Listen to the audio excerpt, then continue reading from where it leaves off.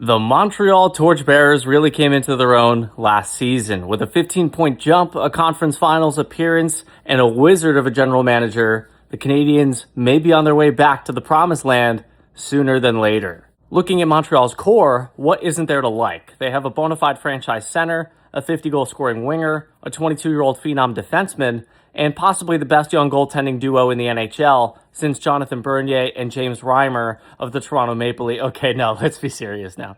But seriously, Kent Hughes and Jeff Gorton must have some dirty secrets on these guys, because how in McJesus' name is there no one on this team making north of $10 million a season in a world where Bowen Byram owns half the state of Illinois? Last year, the Canadiens' young stars came onto the scene and their established players had career-defining seasons.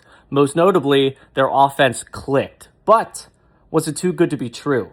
Montreal finished first in goals for above expected and second in overall shooting percentage, while finishing only 20th in expected goals for. Now, what this tells us is that last season, the Habs were scoring above their weight class, and it may not be sustainable.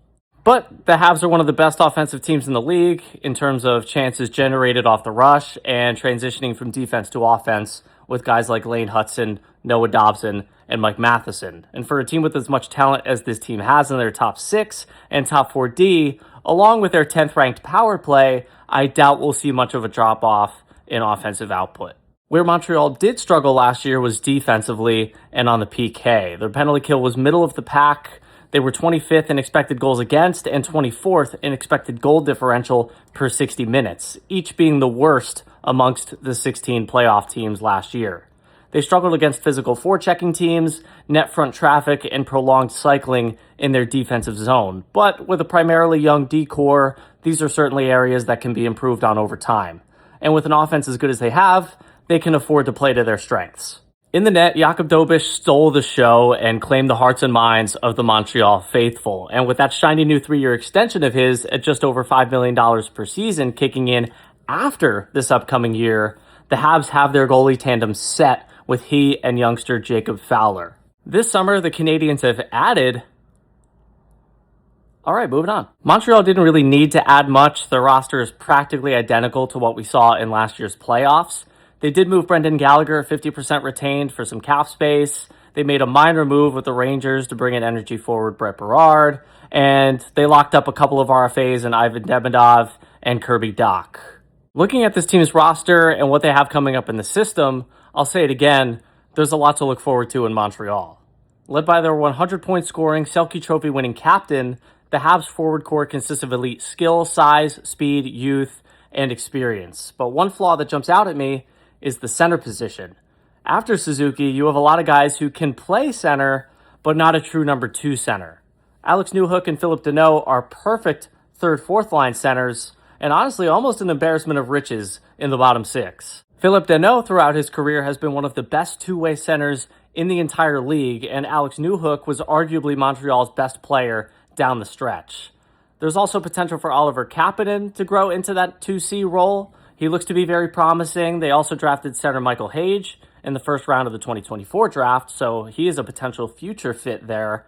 And don't forget, center Owen Beck is still in the system as well.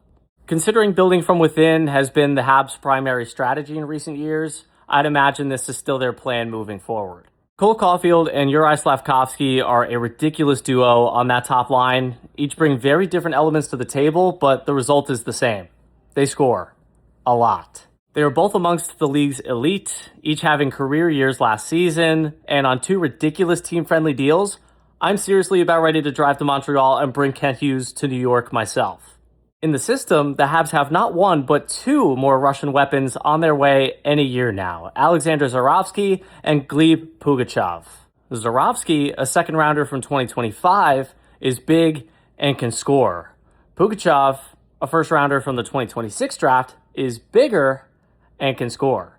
They're both left-handed right wingers. Boy, does that sound familiar. On D, their core remains the same, led by Hutson, who is phenomenal, Noah Dobson and Mike Matheson, who do their thing offensively, the 6'4" Caden Gooley, who shuts it down, Alexander Carrier, who had another fine season last year for the Canadiens, playing big minutes in the playoffs, and Jaden Struble, who is a younger physical defenseman looking to keep his spot in the lineup. Now, challenging for that final D spot are a plethora of Montreal's own homegrown talents.